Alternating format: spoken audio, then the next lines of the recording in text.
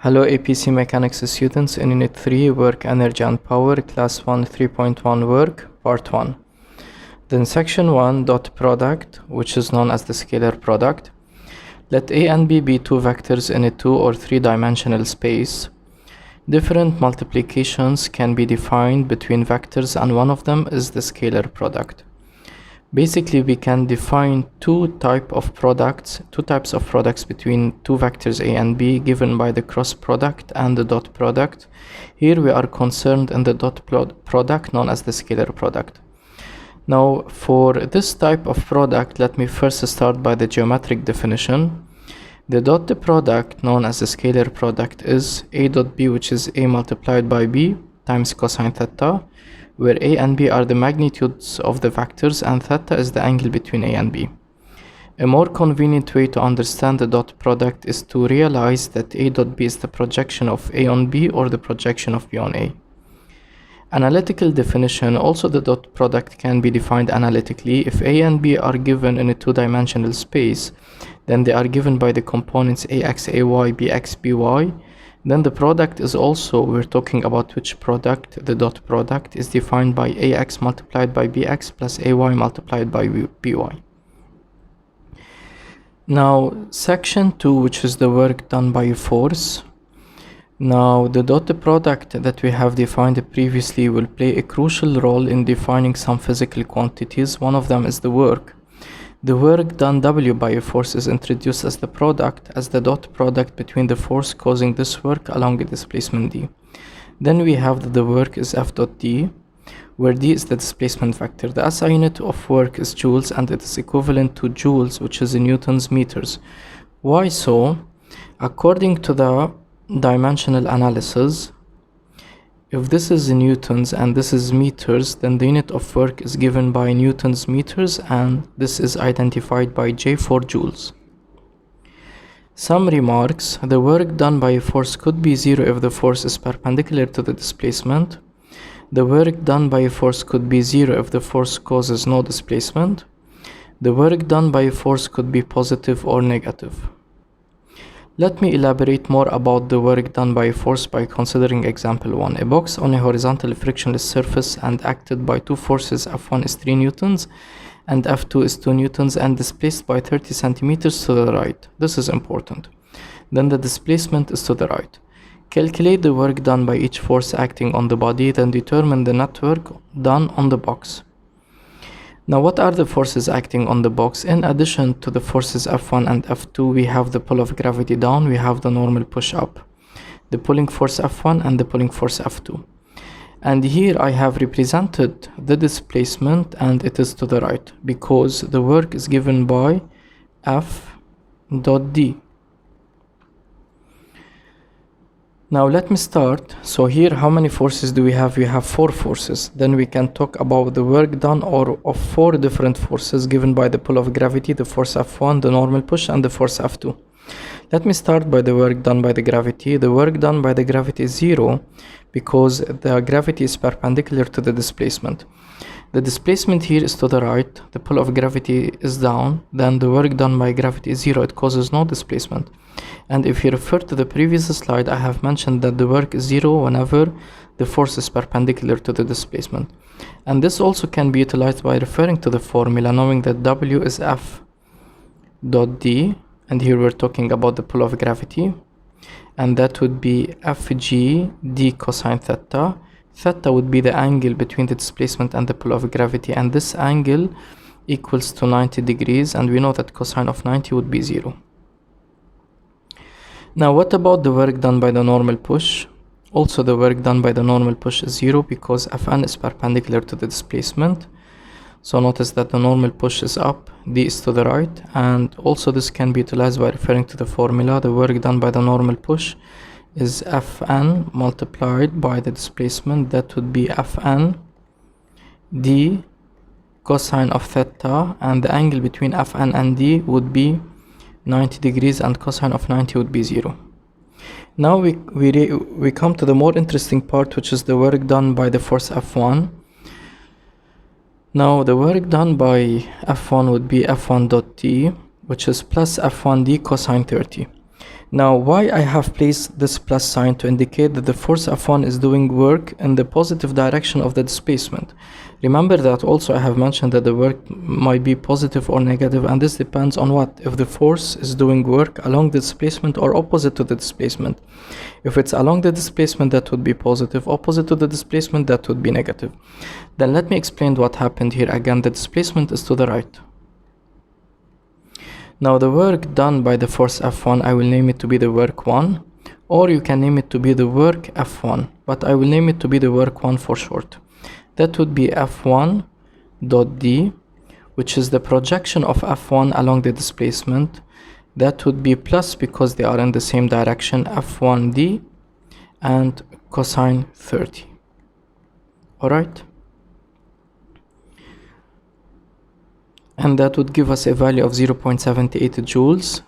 The displacement is in centimeters, so I have converted it to meters. Now what about the work done by the force F2? So the displacement is horizontal. Now the work done by F2 would be W2, which is F2 dot D, and that would be either plus or minus. Notice that F2 is doing work opposite to the displacement. That would be minus F2 multiplied by D times the cosine of the angle between the displacement and F2, which is basically 60 degrees. And that would be a net amount of minus 0.3 joules. So basically this is it for this part, which is calculate the work done by each force acting on the box, then determine the net work. The net work would be the sum of all the four works done by all the forces, gravity, normal, push 1 and 2, and that would be in total 0.48 joules, which is a positive work. Now later on we're gonna interpret what is meant by positive work or negative work. Now section 3, a beautiful theorem given by the work energy theorem. So basically if you refer to unit 2, the only laws that we have implemented are Newton's laws given by the first, second and third law, but the most effective and dynamic law that dictates the evolution of the system is given by Newton's second law, which is a big law. Now we're introducing another big law, which is given by the work energy theorem and can be pictorially explained as follows. A system is a collection of objects. We might have internal and external forces. Now first let's discuss an internal force. Internal forces are forces of interaction between objects within the system. External forces are forces of interaction due to external objects excluded from our system. Let's recall that work has a unit of joules and it is understood as energy. Then work is energy. Internal forces doing work would be understood as internal energy transfer from one form to another. So basically, let me say again that we have our system in which we have several objects. Based on our choice, we would classify certain forces to be internal or external. Internal forces are the forces, so also let me mention that a force is due to interaction between different objects, so at least two, like the box and earth, the box and the support, so on and so forth. If the objects are enclosed among our system and they are interacting, these forces are said to be internal forces, okay? And as we have mentioned previously, that force does work which is energy. So here basically when these internal forces are doing work, they are transforming one form of energy into another form inside the system. So let me repeat and say that internal forces doing work would be understood as internal energy transfer from one form to another. External forces doing work would be understood as injection or extraction of energy into or out of the system. So external forces would be understood as a hole in the system in which energy will enter or exit. Energy would enter or added to the system if the work is positive, and it will be extracted if the work is negative. Positive work done by external forces would mean energy has been injected to the system. This injection would cause the speed of the object or objects to increase. Negative work done by external forces would mean energy has been extracted from the system, which causes the speed of the object or objects to decrease. Energy related to speed is known as kinetic energy, and it's given by K is half mv square. So this is a new formula that you should memorize, and this is a very important relation, which is a simplified version of mc square. All of the above that I have mentioned can be formulated beautifully in a very neat theorem known as work energy theorem, given by the variation of kinetic energy of our system is equal to the work done by the external forces. Here we're only talking about the external forces. Now don't worry much about what is external and what is internal, because this will be directly apparent from the structure of the problem itself. Where delta K is the variation in the kinetic energy, delta K is K final minus K initial, which is half mv square final minus mv square initial, and W external is the work done by all external forces. Remarks. Before we solve an example on the work energy theorem, let's consider the following remarks. For an object moving along any trajectory, the work done by the normal push is always zero. So suppose we have an object that is being displaced along this trajectory. The displacement is always tangent to the trajectory as shown. Now we can represent the normal push at different points, and as you can see, for any configuration that we have, for any situation, don't overthink of the problem. Always the normal push would be perpendicular to the displacement. For this reason, always the work done by the normal push is zero. Now another interesting force that enters into the game is frictional forces. Consider a box being displaced along the same trajectory along different points. So the displacement is being in general from left to right. Okay, it's up and down, but it's in general from left to right. Now the friction in this case would be always opposite to the displacement. So if you consider the work done by any of the points, let me say this is the point A, or let me take this as the point A. Now what would be the work done by friction at the point A? The work done by the force of friction, or let me say friction for short, F, would be the force of friction projected along the displacement. First of all, that would be minus, because they're acting in opposite directions, and that would be the friction multiplied by the displacement, and no need for cosine of the angle because they are completely parallel to each other or anti-parallel. So as you can notice that this configuration applies for all different points along any trajectory. Then whenever we're talking about frictional forces that are acting opposite to the direction of motion, like static, kinetic, or drag force, the work done by these forces are always negative, and this is reasonable because they're extracting energy from the system, they're reducing the speed, and they are transforming this energy into heat. As the work done by frictional forces in this case is always negative, which means energy is being extracted from the system and loss dissipated in the form of heat. It is lost because it will be converted to thermal energy known as heat. So here pay attention, thermal energy means heat, but we never ever say heat energy. Heat energy is understood to be wrong. We always say heat or thermal energy. And this type of energy is barely irreversible. So whenever an energy is transformed into heat, we cannot transform it back into useful energy. This is barely possible. Another important remark so far, what are the remarks that we have put forward? They are just two simple remarks. The work done by the normal push is always zero. The work done by friction is always negative. Now another remark, as the force doing work becomes more aligned along the displacement, the force becomes more parallel to the displacement, then the work done by this force increases. So let me compare or explain for you what's happening here. Here we have two configurations. The same force for the same displacement is doing work. But what's the difference between both? So here, for example, the angle is given by 70 degrees and the angle here is given by 20 degrees. Here, for the 20 degrees, we can see that the force is more aligned toward the displacement. It's more parallel toward the displacement. So the first one does work by moving the box a displacement d, and the second one also does work. So what is the work done by the first force is W1 for the first configuration, and the work done for the second configuration is given by work 2. Now in this case W2 is greater than W1. Why? Because we know that the work is given by Fd multiplied by cosine theta, as the angle theta, so cosine of 0 is 1 and cosine of 90 is 0. Then the cosine function has a minimum value if we're talking about positive values, not negative, and we're talking about acute angles.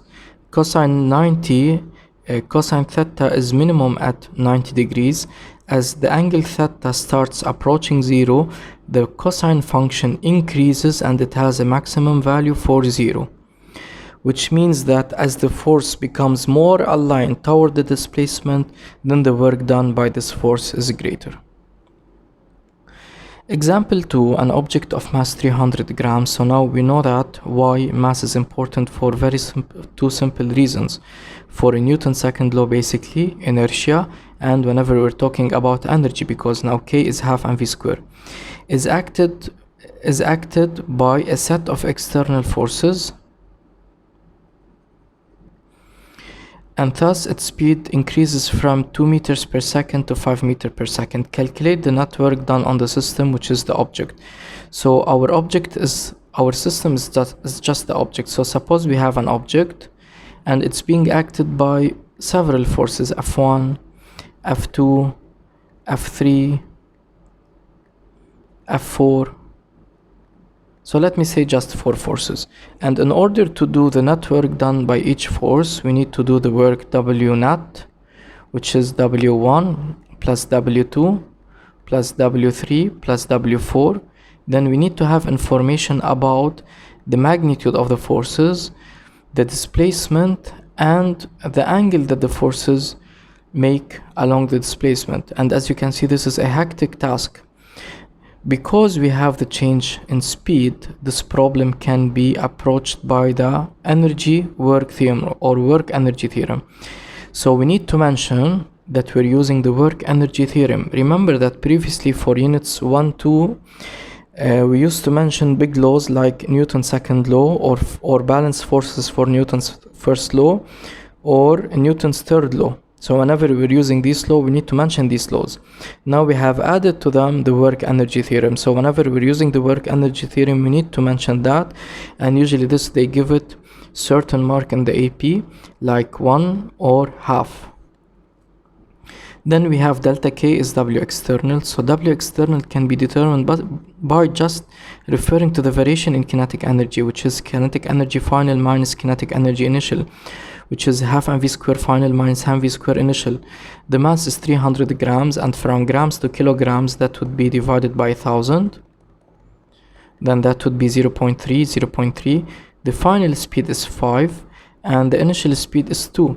And here, before we do the calculation, we expect that the work done by the external forces to be positive. Why? Because the speed of the system increases. Whenever the speed of the system increases, this means that energy has been injected to the system, which means positive energy, and that would give us 3.15 joules. Then the net work exerted by the external forces is given by 3.15 joules. The work done by force F1 or F2 might be positive or negative, by 3 positive, by 4 negative, but in total they will be positive. And now for the rest of the video, we're gonna solve some exercises. A student pushes a box across a horizontal rough floor. If the amount of the work done by the student on the box is 100 joules and the amount of energy dissipated by friction is 40 joules, what is the change in the kinetic energy of the box? So let me draw a sketch. This is the box. So we have the pull of gravity down, we have the normal push is up, we have a friction to the left, and we have a force exerted by the student. Let me say it's like that. This is the force by the student. Now no need to worry about the pull of gravity. The work done by the pull of gravity is 0. The work done by the normal push would be 0. Now we need to calculate the variation in the kinetic energy, and this can be done using the work energy theorem. So apply work energy theorem, which means that delta K is W external, and here you can understand this, either you need to find delta K or W external. Now we need to find delta K. Delta K would be the work done by the friction plus the work done by the normal push plus the work done by the gravity plus the work done by the student, and that would be the work done by the friction. We know that friction is always negative, that would be minus 40, even they have represented the answer as a positive answer. That would be 0 plus the student, which is 100, and that would be 60 joules. Then the correct answer in this case is C. Now exercise 2, a 2 kg block is initially at rest. This is important. The initial speed is 0. On a horizontal frictionless table, no need to worry about friction. A force of 15 newtons is then exerted on the block at an angle of 37 degrees to the horizontal, as shown below. The change in the kinetic energy of the block after moving a distance of 3 meters is most nearly. So why they gave us the displacement? Because it is related to work. We need to find the change in the kinetic energy, so we need to have information about the final speed. So for example, one way to approach the problem is by finding the final speed by first finding the acceleration, because we have the forces. If we have the forces, we can find the acceleration. We can utilize the type of motion. We can find the final speed after covering 3 meters, but that would be a very hectic task. So this can be achieved by the work energy theorem. So apply work energy theorem. Remember that this statement, they give it half a mark. Then the variation of kinetic energy is equal to the sum of all the external forces acting on the system. What are the external forces acting on the system? Friction is neglected. We have the pull of gravity and we have the normal push. That would be the work done by gravity, the work done by the normal push, plus the work done by the given force F. That would be 0 plus 0 for the same previous reasons that we talked about. Now, what is the work done by the force F? It is the projection of F along the displacement. Now the displacement is to the right, because no need even for them to mention that. If the force is applied like that, it would be moved to the right. Here also let me mention something very important. The normal push in this case won't be balanced by the pull of gravity, because we have a pressing force which causes the normal push to increase. However, it will remain also vertically upward, so no need to worry about what's happening to the normal push here in this case. Now the displacement is to the right, and if this is 37, then this is 37. The first thing is that the displacement and the force, they are in the same direction, so that would be plus F the displacement times cosine 37, and that would be plus FD cosine 37, and that would be the value of the force is 15 times the displacement, which is 3 times cosine 37, which is basically 36 joules, and that would be 36 joules with a final answer of 36 joules. So notice that we didn't use the mass, although it's given, but now you're familiar with that. They give you redundant information, and that would be the correct answer, C. The energy is positive, which means energy has been injected to the system, which caused the speed of the block to increase from an initial speed 0 to a final speed given by any value, and that can be calculated. Now we have the variation of delta K. Alright, exercise 3, a 20 kg box is moving at an initial speed of 10 meters per second, slides 25 meters to the right on a horizontal floor before it comes to a complete stop, and I'm pretty sure that's due to friction. We're talking about a coefficient friction, which is the kinetic. So let me represent the scene here. We have the box sliding on the horizontal floor. We have the pull of gravity down. We have the normal pushes up, and we have friction to the left. Initially it started with the speed of 10 meters per second, and the final speed would be 0. Now we need to find the coefficient of friction, so basically we need to find the friction, and this problem can be approached by two different methods: energetic approach and forces. First, let me do it using the energetic approach. So, and this is done by applying the work energy theorem. Then apply work energy theorem,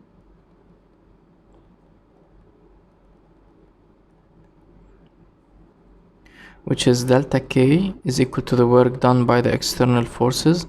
Pull of gravity, normal, push, friction are all external forces because our system is just a box. So we have kinetic energy final minus kinetic energy initial equal to the work done by friction plus the work done by gravity plus the work done by the normal push. That would be 0. That would be 0 for the same previous reason. Half mv square final minus half mv square initial. That would be equal to the work done by the friction for the same reason minus ff multiplied by the displacement. Now the final speed is 0, so all of that is 0, minus half mass vi square. I will keep the mass because it will cancel. Friction is given by the coefficient, which is mu k, and the normal push is fn. Fn here is equal to mg, which is the pull of gravity, because we don't have any pressing or pulling forces. That would be mg multiplied by d. M with m would cancel, minus with minus would cancel, and we're searching for mu k. Then half v square I divided by gd, that would give us the coefficient of mu k. Then that would be half multiplied by the initial speed, which is 10 to the power 2, divided by g, which is 9.81, multiplied by the distance t, which is 25, and plugging that on the calculator would have a value of 0.2. This is one way to approach the problem. Another way is utilizing it using Newton's second law. So apply Newton's second law.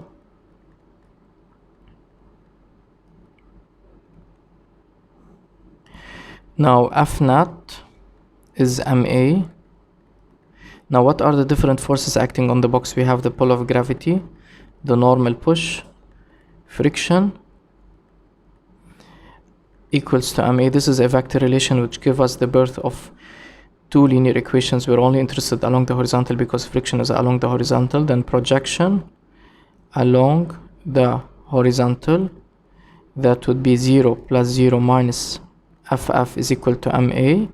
Now minus mu k fn, which is mg, equals to ma. M with m cancel, so basically mu k is minus a over g. Now a can be determined by utilizing the kinematics of the problem. V square final equals to v square initial plus 2ax delta x. Delta x is the distance d. That would be 0 starting it comes to a stop. That would be 0 equal to minus 10 square plus 2a multiplied by the distance d, which is 25. So we have that the acceleration, if you do it, that would be minus 100 over 50, which is minus 2 meter per second square. Then minus 2 over 10, that would be 0.2. Okay. Now exercise for an object of mass 0.5 kg is given an initial velocity and then slides across a horizontal surface. The object experiences a resistive force that is function of the velocity. The velocity as function of time is given by exponential decay, where alpha and beta are given. The energy dissipated due to the resistive force after a very long time is most nearly. The energy dissipated would be the work done by friction. So basically we need to find the work done by the friction. This is the box.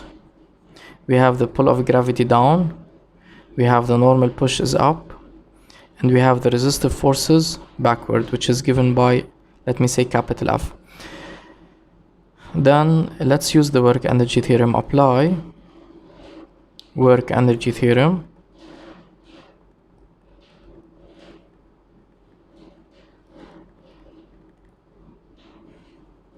That would be delta K is equal to the work done by the external forces.